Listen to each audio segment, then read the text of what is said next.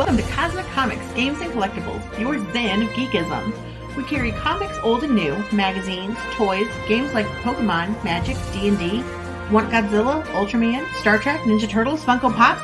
You'll find it all here. Shop our Cosmic Sound Room and pick up a record or two. Enjoy our Comic Coffee Lounge with a cup of Sasquatch coffee while geeking out over a super cool movie on our big screen. Cosmic Comic, Games and Collectibles. Superman loves us, and so will you.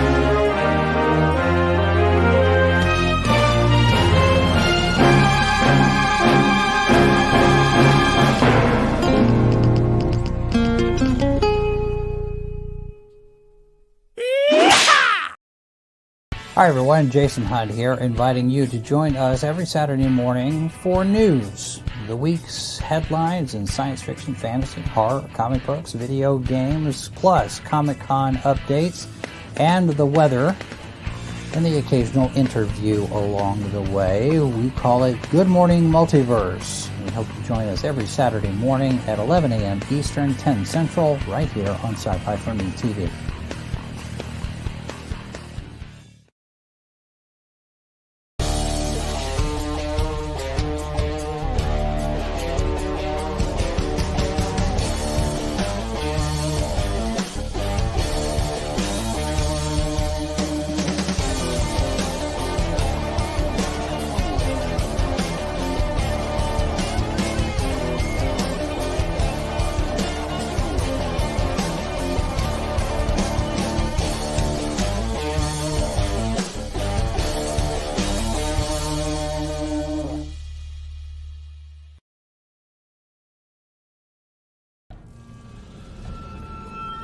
We've crossed paths more than once. I've whispered in your ear, shown you harmless little temptations. I am unknowable, yet you know me intimately. But you can always know me better. Collected here are 20 twisted tales that will thrill, chill, incite, and delight you from some of the most imaginative minds your species has to offer. This exclusive Indiegogo printing of The Devil You Know Better will be limited and numbered, with signatures from Mike Barron and Hart D. Fisher. Stretch goals achieved for this campaign will add interior chapter illustrations by Stefano Cardacelli. The Devil You Know Better. Back it on Indiegogo today, while you still can.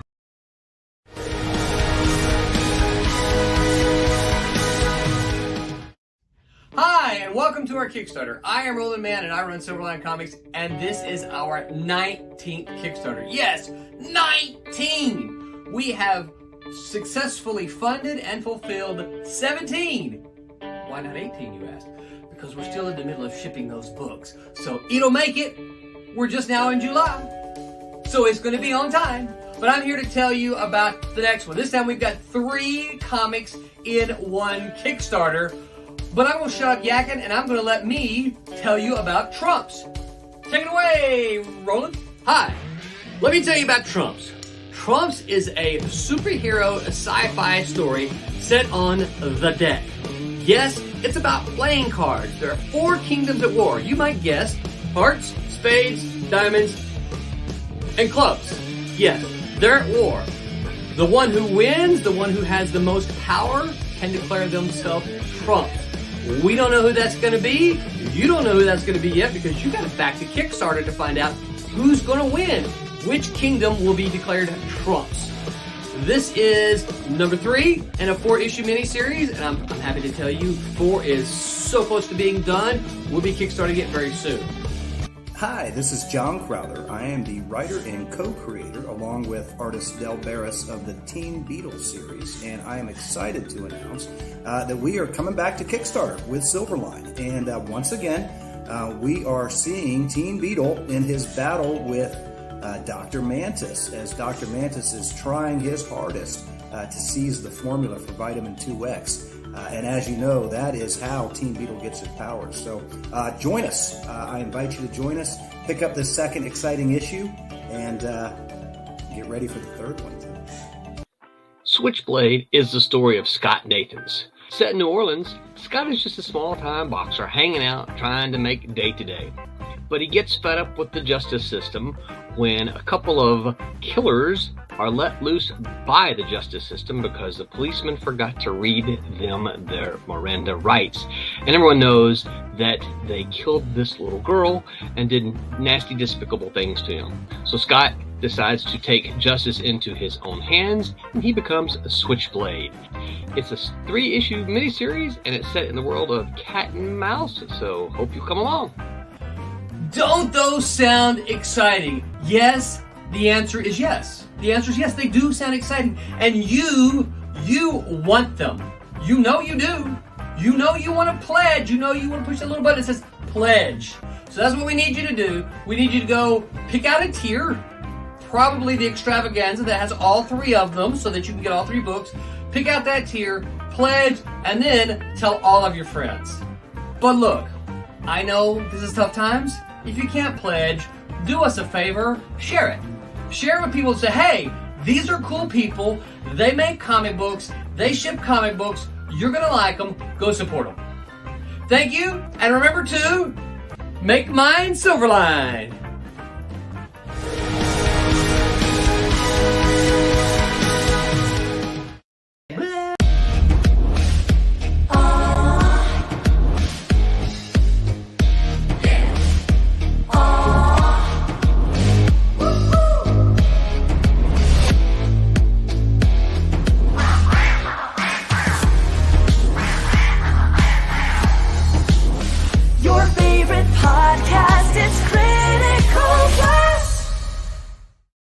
And good evening, everybody. I am RJ Carter, Senior Managing Editor here at CriticalBlast.com, Chief Envelope Licker for Critical Blast Logistics, Myopic Proofreader for Critical Blast Publishing, and I will answer the phone for all your data processing needs as regards your Kickstarters and Indiegogos for Critical Blast Consulting.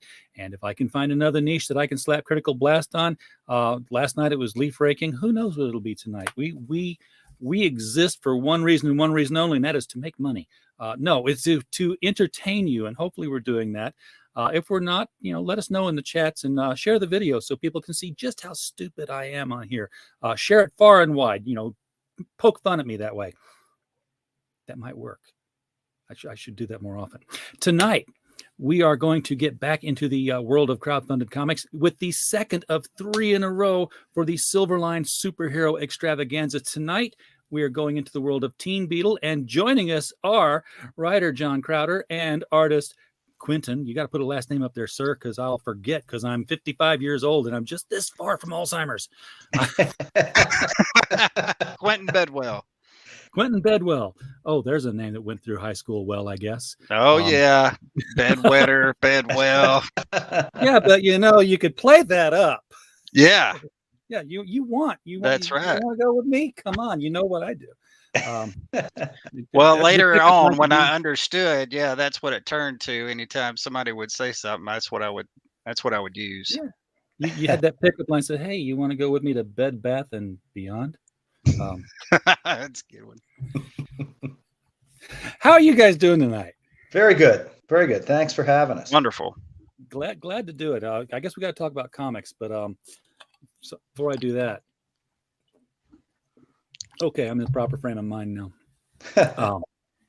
So you guys, is this the model all the time now for Silverline books? Is, we go Kickstarter, crowdfund it, and then we have enough to put into the stores, or I should have asked. I'll ask this of Roland tomorrow, I guess. Yeah, Roland's kind of the chief on that one, I think.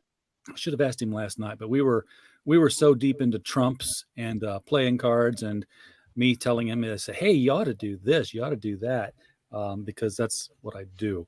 Apparently, I'm a bit of a jerk when it comes to interviewing crowdfunders. Come like, you should have done this, and they're all like, where were you when we set it up? I'm like, Critical Blast Consulting, email. But tell us about, first of all, John, tell us about Team Beetle and how you got connected with it. I mean, I don't know whether it's like your creation or whether it was something that was already existing and Roland came to you. What's the backstory on that? Yeah, so I kind of give my background a little bit. I broke into comics a few years ago with AC Comics and a character called Rochelle that eventually got picked up by Anarch Press. And the artist on that series was a gentleman by the name of Del Barris, who you might remember. Del broke into the industry back in the 70s doing Savage Sword of Conan and a few other things for DC. He did Death's Head for Marvel UK. But one of the big projects he worked on before I met him was the Blue Beetle for DC Comics. And I was a big Blue Beetle fan. So, Del and I worked. We did a couple of runs with Anarchic Press on Rochelle. And I always wanted to do something, knowing that Blue Beetle was a public domain character. I always wanted to do something that kind of tied a little bit back into Blue Beetle, especially since I was working with Del. Why not tap into that expertise he had with that series? So I decided to put together Teen Beetle and bring back Vitamin 2X, which you might remember from back in that original Blue Beetle series, without actually bringing Blue Beetle back. And we had done the first issue, and I've known Roland now for a few years. And I had tossed and batted around the idea of bringing the series in with Antarctic Press or doing something with Roland. And I'd always wanted to work with Roland, and we're both here in Florida. So I approached him about running the Teen Beetle series with Silverline, and that's how we ended up here. I did not know that that the Dan Garrett Blue Beetle was operating on Vitamin 2X. I thought the whole thing was that it was an Egyptian magical scarab. Yeah, the original, the scarab, I believe, was the second incarnation. The original was actually the Vitamin 2X. Oh, I'm gonna have to dig into that now. Yeah, I thought it was Dan Garrett, then Ted Cord, and then Jaime Reyes. And I came up under the Charlton Ted Cord era. So Gotcha. That's my Blue Beetle. But let me bring the Kickstarter up here, folks. And folks, by the way, as you're looking this over, and yet, hello, Inkfinity Comics. Glad to see you, Ali. Hello. The artwork is amazing, says Melissa Flowers. What's happening with John? I don't know. John just likes to talk to people that using words that they don't like to hear. So I have to accommodate. And Nick Gear just said he just backed Teen Beetle 1 and 2 and added the t-shirt. Fantastic. All right. Awesome. We're just minutes into the program, and we already have our shake and bake moment for the night. And that goes a little something like It's shake and bake, and I help. We always love it when people in the chat help these campaigns. Yeah, that's fantastic. And make it happen. So thank you so much, Nick. I'm going to, I don't know. I'm just going to scroll down. We'll look at some Teen Beetle art, and you can talk about the story here. I'm going to say one thing about it that I think I told Roland the first time we saw Teen Beetle. So I'm just going to give you some crap, John, because why not? We're men, right? We can handle it. You went and called it Teen Beetle. Yeah. And then he looks 35. Yeah, but he doesn't before he takes the Vitamin 2X. I agree. But I feel like it's like if I were a superhero, especially if I were a superhero teenager, I'd be like, like Peter Parker, be like Spider-Man. I'm like, why would I give away the fact that, hey, this is a kid. We can play off of that because we know what the mindset of a kid is. We can make him angry, make mistakes and stuff. Put a hot chick in the room. Exactly. But this is comics. We can do whatever we like. That's right. But I do love the simplicity, I'm going to say, of it, because it's like good guy, bad guy wants something, good guy ain't going to give it to him. Yeah, absolutely. Well, see, and what I've tried to do, I grew up, I'm close to your age range. I'm also in my 50s. So I grew up in comics that were fun, They were, pretty basic, pretty simple. Fans of mine who maybe have read Rochelle, you'll see the same thing. I kind of went back to that kind of style of work, which is one of the reasons I work with Dell on the interiors, to just kind of bring that magic that I felt back in the 80s, in the late 70s, throughout the mid 80s and such comics. And I've tried to do that and give that feel back in these books, which makes it fun for me as a writer as well, because it's the stuff I loved. It's looking at the storyline. Well, not the story, but the panels. I'm kind of taken back to another run. It wasn't the Blue Beetle run, wasn't the Charlton stuff, but the older. For a while there, I was introduced in the 80s to Red Circle comics. Okay. And I think they were reprinting The Fly, and some of the other, the Shield. So they had Modern Fly, and then they had The Fly. I think the original Fly was like Teen Beetle. He was a teenager who, could say The Fly, and then he would become The Fly, this adult hero. In later books, he was the adult civilian who became the adult The Fly. I'm like, the adult Fly didn't get any older. That was kind of weird. But it was very much like this in terms of art style and coloring. And I don't know, maybe I'm just focusing. Yeah, and I think Jeremy's doing the colors for issue 2. Issue 1 was done by Jerry Lou Smith. I don't know if you know Jerry Lou. She does a lot of stuff also with Antarctic Press. But they've done a very good job of trying to match, I think, the colors with Dell's style, because Dell's style is pretty distinctive. Yeah, Jeremy is a wizard as well. He even the way he colors is pretty amazing. I mean, he rigs his own things up. He even uses like a controller sometimes to color. It's really crazy. We were trying to, talk to him in the chat one time, like, how does that work? And he's got it all worked out. It's with like a Wii. Yes, he's got a controller set up to where he can do things with one hand and do things with his other hand and do things like I don't know. The guy is a wizard, and his stuff is so awesome looking. Yeah. Mike Walters is in the chat. He is he runs the mic stand every night, and every Friday night he does his comic book retrospective. He's going through the golden age from the beginning and starting there, and he's a repository of golden age information. Reminds us that the original Blue Beetle wasn't Charlton, was actually a Fox Feature Syndicate property. Right. So, and actually, our Teen Beetle, he is the great. He may remember there was a sidekick character that was only appeared in, I want to say, like 2 issues of that original Blue Beetle. His name was Sparky. And our Teen Beetle is actually the grandson of Sparky, is how I've tied him into this. And what's happened is he has discovered the formula to vitamin 2X in a trunk that belonged to his grandfather. And he and Pure Genius, the other character you see in this book, Pure Genius actually was a side character that appeared initially in my Rochelle series. I've gone ahead and kind of merged him over here to kind of merge the universes. He's the one who helped put that formula together for the current Teen Beetle here.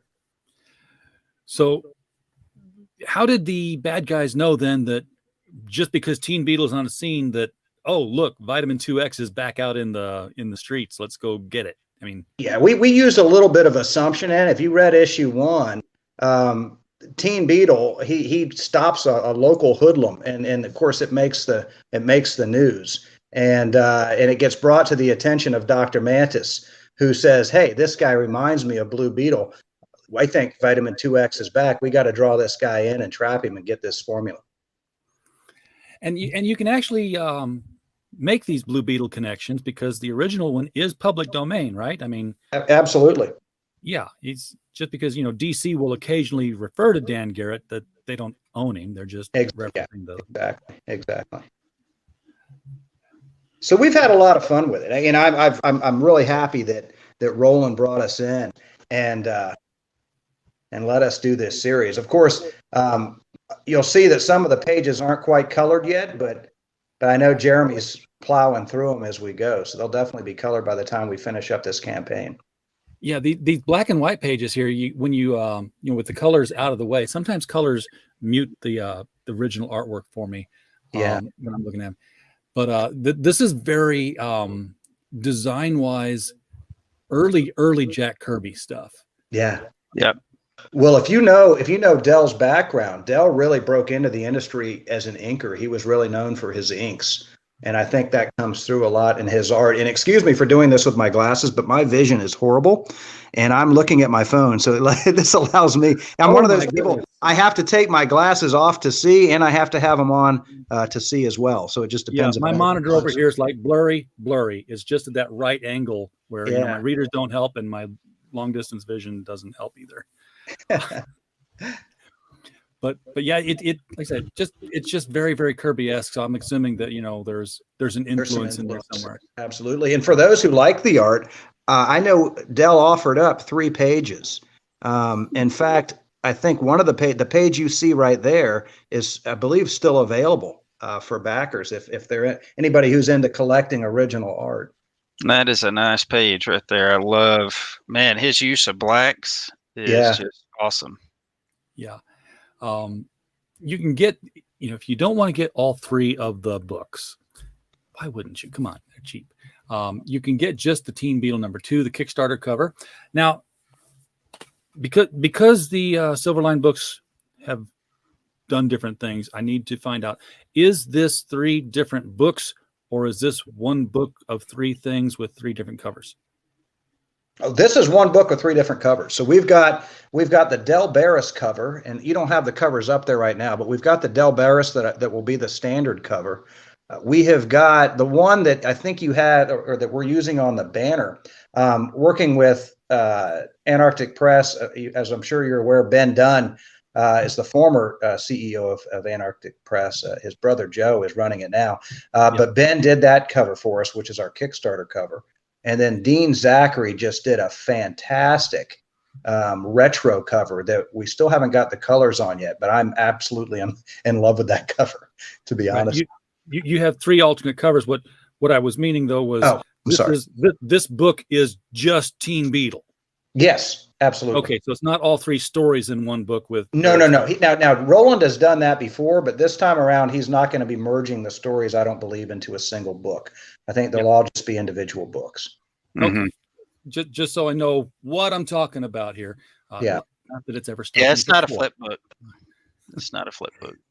Okay, cool. So $10 is going to get you, I'm guessing, a 22, 24 page story here. Absolutely. And I'm going to try to focus on just the Teen Beetle tiers, because they do kind of mix up a little bit here for $20 and more. Retailer tier for $20. Okay. And then the Extravaganza. This is. I'm doing the same thing, John. Now I got to get close to the monitor. Yeah, that Extravaganza will get everybody every book, I believe. Yeah, all 3 of the Kickstarter exclusive covers. Yes. Kickstarter is always annoying me because every time I try to I have to touch things with my mouse to actually read them apparently. And anytime I do that, Kickstarter just greens out the box. Absolutely. Now, well, it's giving you that hint. It's like, back it. Yeah, but I'm like, but back what? I can't see it now. Do better. You could just frame the thing, make the frame bold or something. Yeah, and now a nice thing, because Roland set the Kickstarter up for us. One of the nice things he did too, so people who are looking to possibly back it, is he's made it so that you can go back and get the back issues as well. For instance, this is Teen Beetle 2. So for anybody who missed out on the first issue, you can go back in, grab that first issue. Same with the other books. You can, and he's got a tier where I think you can get, completely everything of every book leading up to this point. Yeah, that's like way down here. I'll just scroll.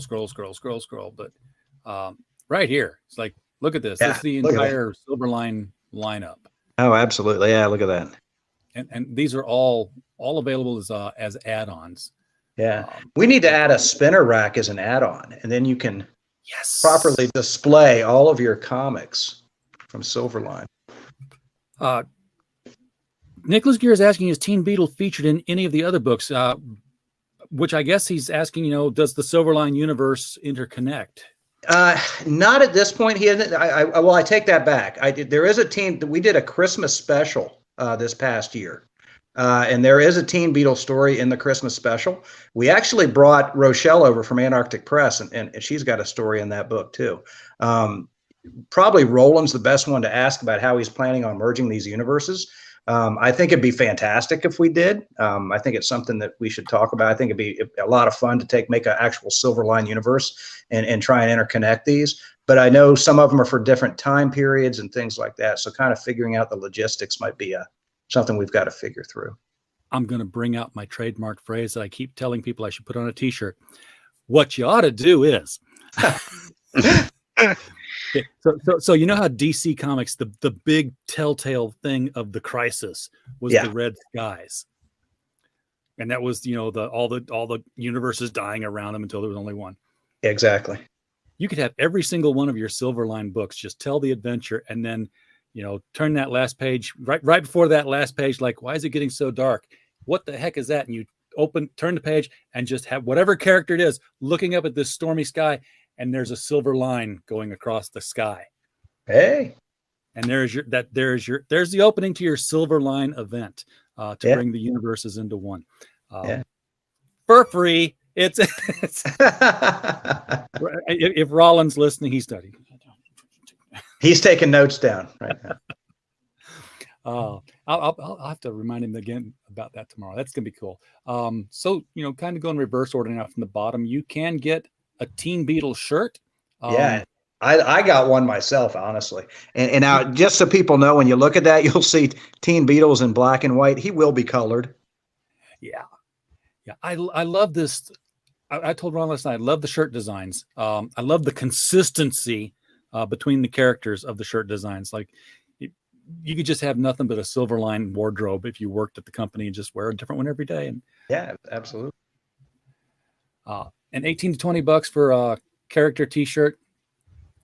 Not bad at all. Yeah. Yeah. See, so someone's already claimed. Let me see here. Those are some of the pages that were claimed. Where are we at here? Yeah. This is page 21. Yeah. That was a great page too. But there's still some good ones. There's still some good ones. Gas and giant spiders. Yeah. But these two pages here, the ones we saw were the one I said remind me of Kirby with especially the domed head on Dr. Mantis here. That is available. You can. Oh, you've got. Okay. Now I'm asking story questions. Yes. Here we go. Because the teenager, and I can't remember his name. I'm sorry. I read the Pure Genius. No. The guy who becomes Teen Beetle. Oh yeah, Blake. He finds the formula. He takes the formula because whenever you find drugs in your grandpa's chest, you take them. No. Well, he didn't find drugs. He actually found the recipe, I guess is a better way of saying it. Yeah, they put it together. So, again, hey, chemicals. Let's put these together and take them. Let's merge these and see what happens. But beyond that, now you've got the bug. Where was the bug being kept all this time? If you read issue number 1, you'll find that he lives in I believe it's Clearwater Beach, if I remember correctly how I did that. And he's got a actual secret room there to his house where all these things are stored. It's like his secret cave. Okay. So did he know that see, I thought I read issue 1, but now I'm thinking I might have read like a couple of preview pages. Maybe that's what you did. Yeah, because I think it ended with him busting out saying, "This job for Teen Beetle." I'm like, oh, he's a big guy. And I don't think I thought that's where. Well, kids are getting bigger every year now.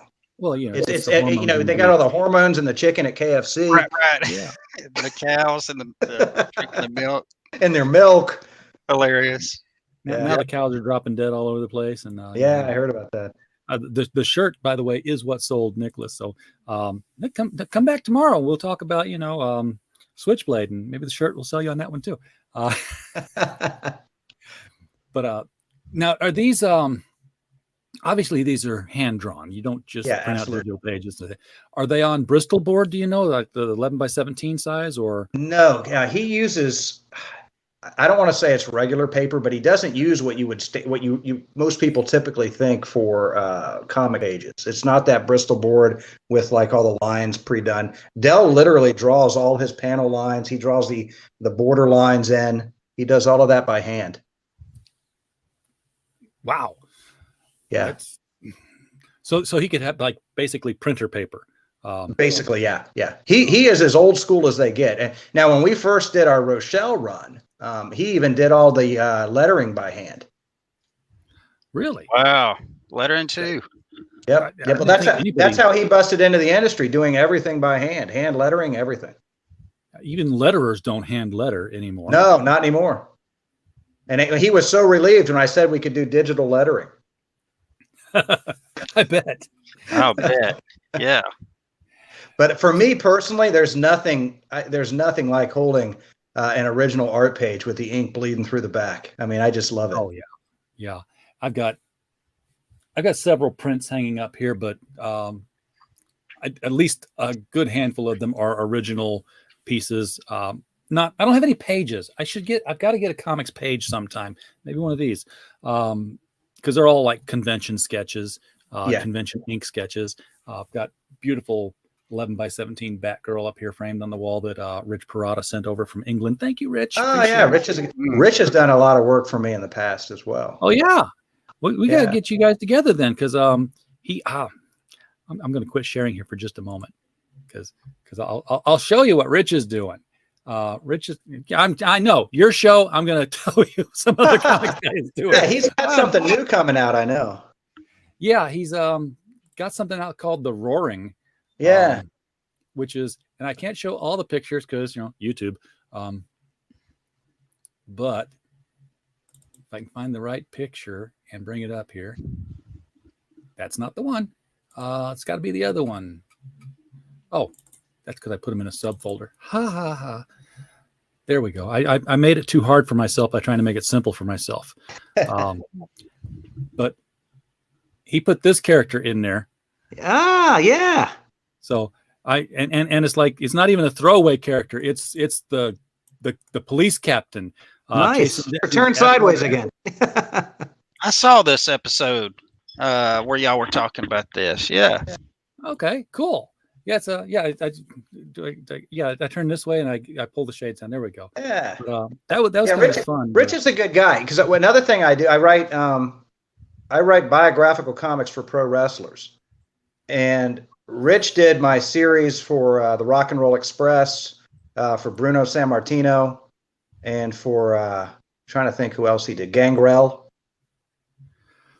I remember those names. For those wrestling fans. Well, Bruno, he held the WWF title for over 10 years.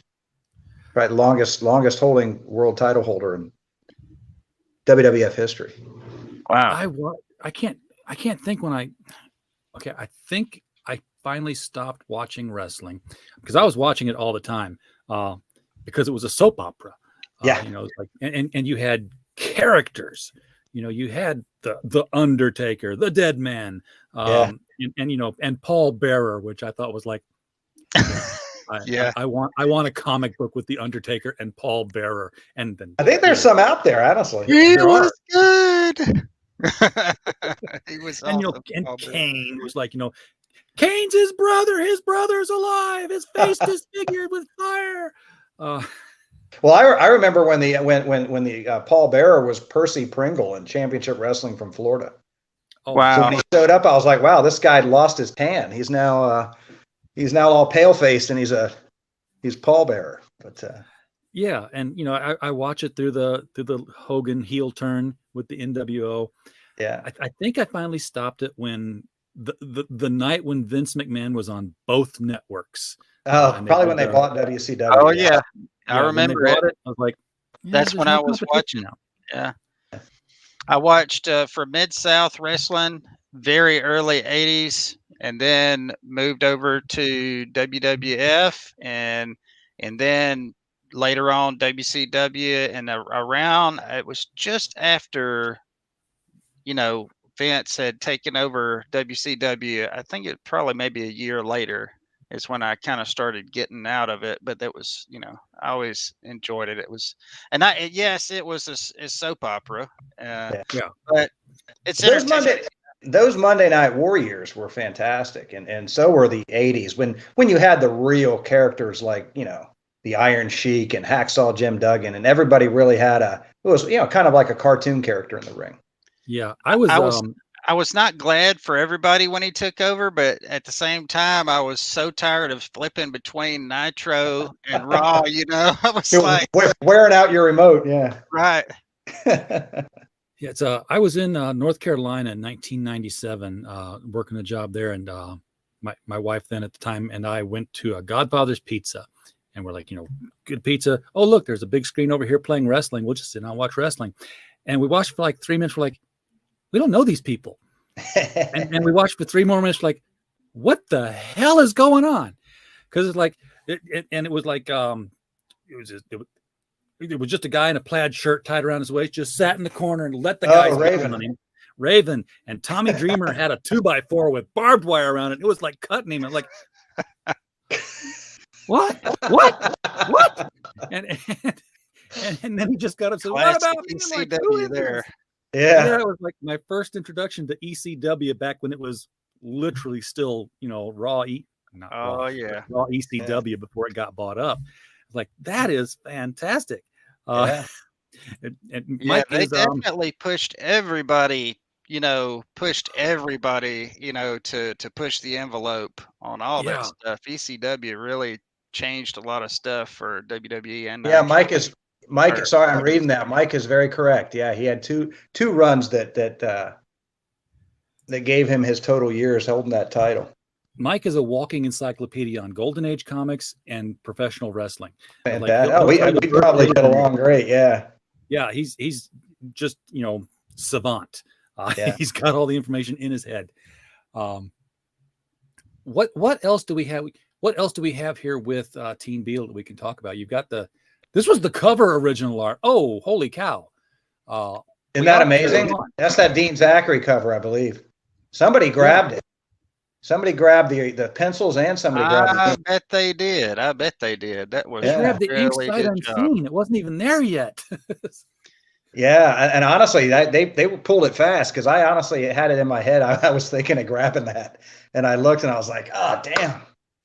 I can't remember what the number is on the stretch goal number, but there's as far as the stretch goals, there's also coloring pages that have been added for each one of the books. There's a couple for each, and I'm going to do a couple more. Yeah, Quentin's done some fantastic things. And you get all those free along with, whenever it's done, as long as the stretch goal is met. So do you have any way of pulling up those images of what Quentin put together? I know for Team Beetle, he did a really nice Team Beetle and a really nice Dr. Mantis. I'm trying to find where the stretch goals are at.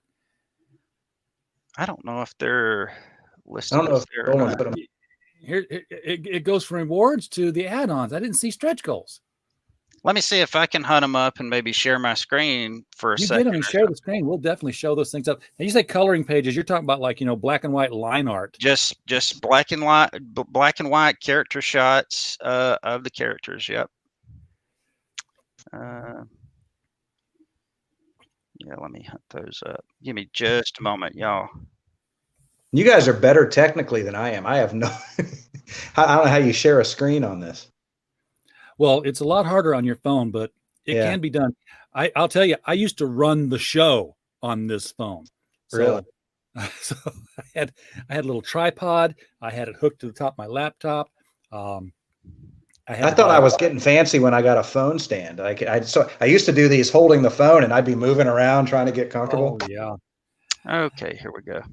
I even had I bought a splitter because iPhone got fancy. You only got one plug-in now, not one for mic and one for power. Yeah, it's just the power one. So I had to buy. It plugs in as power, and then it comes out as power and headphone, so that I could keep the phone powered up because it was streaming would just drain the battery. Wow. Yeah, it does. I couldn't use the mic. Well, I moved in here so I could plug in so I don't die out on you. Okay, here we go. Yeah, check that out. Yeah. Oh, very cool. I like the Dr. stained glass Mantis. effect behind it, too. And then we have the main Joker from Trump's. And then That's fantastic. we have Switchblade Oh. in a iconic stance. That's the last one that I did. And then we have the Teen Beetle. And this is just some extra fun. This is Queen of Hearts in Trump's. But it's just some extra fun and some extra value for people. Absolutely.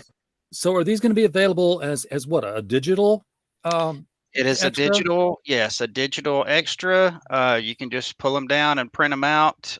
They just go on regular 8.5 by 11 sheets of paper, and you can just color away. Give them to your kids to color on. You can hang them up, whatever you want to do.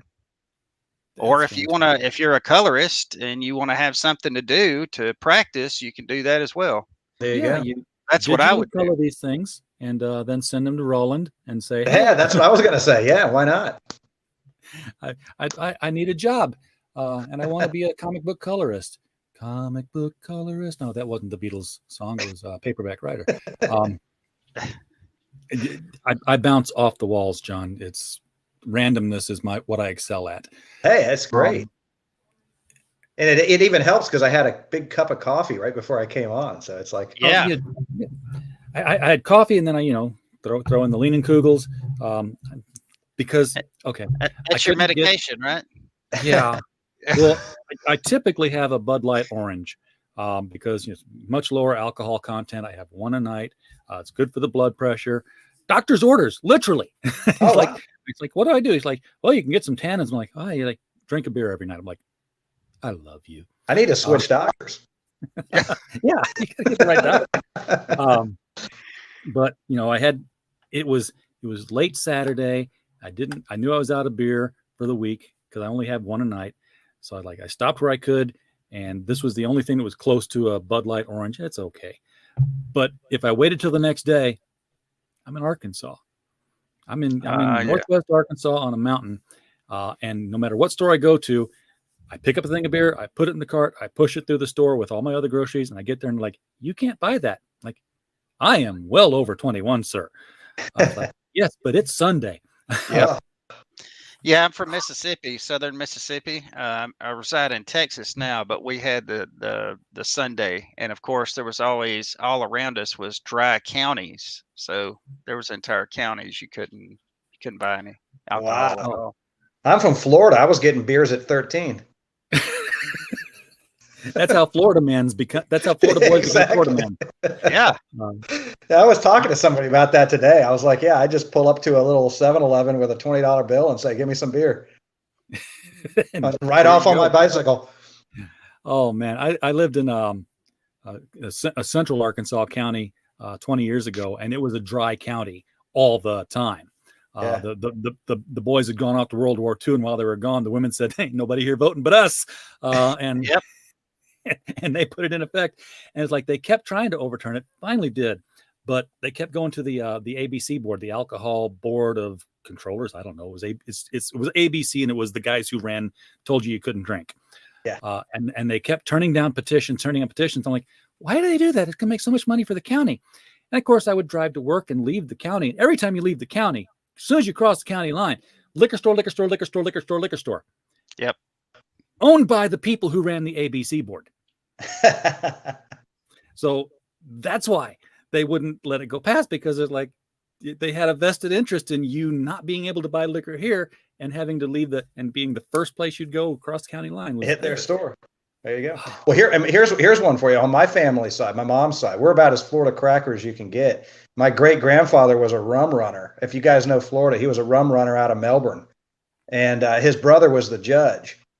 So I remember my grandfather used to tell me the stories that he had a fish camp that, not my grandfather, my great grandfather had a fish camp that doubled as a speakeasy. And my grandfather, I guess that what they do, this is what I suppose, is they would put the booze on the bottom, because Grandpa used to take mullet around town and sell them in the basket of his bicycle. So you'd have the booze on the bottom, the mullet on top. He'd come back with an empty basket. Somebody had to buy the mullet. Absolutely. Yeah. You got to rinse it down with something. Oh, so when are people going to get Teen Beetle #2 in their hands? That's a good question. I'm not sure where, because I know we're finishing up the coloring now. Roland handles all that ordering through. I think we do our ordering all through Kablam. And if you know Kablam, Barry Gregory's really good with getting that stuff out. Tommy is it Floramonte? As we say, how we say it? Yeah, they'll get those out pretty quick. So I know every time Silverline and Roland have put books out, people get them in their hands fairly quickly. I can't give you an exact date, but you won't have long to wait. I will say in the past, it has been, like 2 weeks printed, ready ship, and then any time right after that, barring any. But I know that we've always made goal, or not goal, but always made the shipping times. Nice. And they are quality materials here, folks. So Kablam does an absolutely awesome job.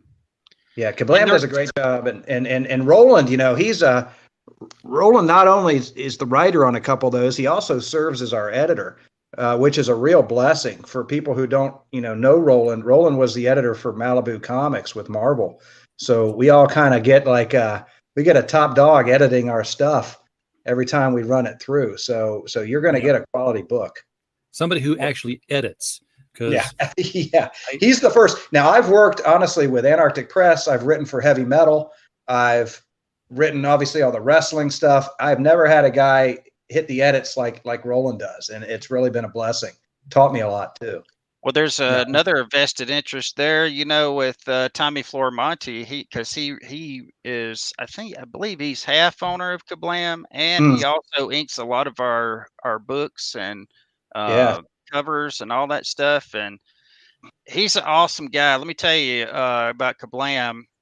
When before I even knew Tommy, I didn't even know him. I had gotten a comic made about 10 years ago. I think it was 2000. Actually, no, it was 11 years ago.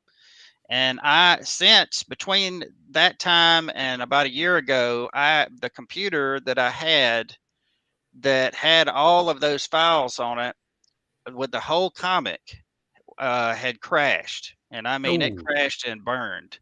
And I wasn't aware at the time, way back then, hey, you need to back up all your stuff on all these multiple things, which I do it now. But I had wanted to get another copy of that book. And I just, I just said, you know what, I'm going to message Kablam. I'm just going to see. I know they don't have these files. It's been 10 years. And sure enough, he messaged me back and he said, yeah, we got them. We can print you up a copy. And sure enough, he did and sent it. I went ahead and bought 5 more because he did that. That was amazing. I could not believe it. Yeah, they are amazing. Did he send the files back? What's that? Did he send the files back to you? Yeah, I asked him, would it be too much trouble to send the files as well? And he did. He did. Now, I don't know exactly when this was, but I do know that at one point, it's been 1990. Yeah, I'm old. I'm very old. You're making me feel old when you say you're old. 93. I was working with. I was working for the Air Force Base, and one of the airmen was a comic book colorist for a local independent artist, and he was taking this crate out to the UPS store, or not UPS store, but to be shipped somewhere for printing. I was like, what are those like? How big is this book? I mean, is this like an encyclopedia? He's like, no, it's just a 22-page comic. I'm like, but why is this? He's like, you see this thing? And he holds up this thing, looks like an 8-track tape. He's like, this is page 1. And it's, just digital file that took this entire zip drive, they called it. Wow. Yeah. And there were I remember 30 the of these things in a box. Oh, Yeah, I remember the zip drives. They were ridiculous. It was so funny because everybody was talking about this new zip drive that could hold 100 megabytes, and everybody was so excited about it. And then and everybody started buying their computers with these zip drives, and they were so excited. Look at all this can do. It's so much better than a floppy disk. And then a year later, the CD comes out where you could hold 6 times that, and of course Yeah. everybody stopped putting the zip drives in their computer. So And now we've got we like, you want more space than that, you just go to Walmart. Oh, look, $6 16 oh gig yeah, thumb drive. I I've need an got extra one. portable hard drives that hold terabytes. It's crazy. Yeah, I got 2 terabyte drives hooked up to this machine just to back it up in case it ever crashes like the last one did. But I had my data. Which So- saying that that this will be a joke later, because Yeah, exactly. a You're right. Very right. terabyte. What are you talking about, a terabyte? hey, what was it? Bill Gates said, who needs more than 640K? Yeah. You'll never need more than 640K. Mhm. And yeah, I was there when he said that. How times change. Oh, I was so proud of my Hyundai 286, and people like, you got a car? I'm like, no, it's a PC. It has an SVGA monitor. That's like near photographic quality. The porn you can view on, the graphics of the games on this were near realistic. Yep. Those were the days. Staying up till 4 a.m. playing Civilization. Yep. Keyboard. Mouse? Yeah, there was a mouse there because you had Windows 3.2. It was time has just flown by. Absolutely. And it goes faster every single day. Yes. Yeah, I've noticed that. I can't find the brakes. I think they broke off or something. Yeah. Anyway, time is going by quick enough that there's only 5 days to go on this campaign, people. See what I did there? I'm professional at this now. Good segue. Yeah. So if you want to get in on this, and you do, there's a link right below the video here. This is holding true even if you're watching on the replay. Just click the link, takes you right to Kickstarter, and you'll be able to throw not even a whole bunch of money, just good amount to get 3 full-sized, full-color comics from Silverline. If you want to know what Switchblade is about, come back tomorrow. If you want to know what Trumps is about, just when we're done here, go back to the playlist and find that from yesterday. And you'll sit down and listen to me talk with Roland about Trumps. Still not about the former president. So apparently that was an issue when it all came together. Today's climate, you hear that word, you're going to make a pretty quick assumption. Make an assumption. Yeah. An assumption. Yeah. Oh, it could have been called Hunters, and then people would have done the same thing. Yeah, true. Words take on new meanings depending on the context of the times. Absolutely. Yep. Guys, thank you so much for bringing Teen Beetle here tonight. I feel like there's more I should talk about him, but I don't know enough about him, and I don't want to spoil the story. Yeah, I don't want to give too much away. Just know that it's a very fun series. Everything I've heard from people who've read the first issue and who've taken a look at this script love the story. They love the storyline. It's not. I don't go into politics. It's not. There's not a lot of blood and gore or anything like that. It's just a good, fun superhero comic. A throwback to what you would have read back in the '80s. And if you like that kind of stuff, you'll love Teen Beetle. Late Silver Age adventure. When a comic book being all ages literally meant a 45-year-old man could enjoy it, put it on the coffee table, and not care if his 10-year-old son picked it up afterward. Absolutely. Yep. And if that's the kind of comic you're into, you're gonna love Teen Beetle. Absolutely. Yeah, and I'd make the case that Silverline in general, all of their stuff has got that classic, easy entry, and for all ages. So yeah, which makes back in the entire triumvirate really safe for anybody. Yeah. Absolutely. Back all 3 of them, and then add on the other ones that you haven't seen. It's you want to be. We're comic book collectors. We're very anal retentive about this kind of thing. They're long before Pokemon. We were here saying, got to have them all. So fill in the collection and do it tonight. Get it taken care of. Everybody in the chat, thank you so much for popping in here tonight. We do appreciate you being here for the show. We don't have one without you. We're just a podcast falling in the woods that nobody hears. So, you being here makes the show worthwhile. And as always, while you were here, we just hope you had a blast. Good night.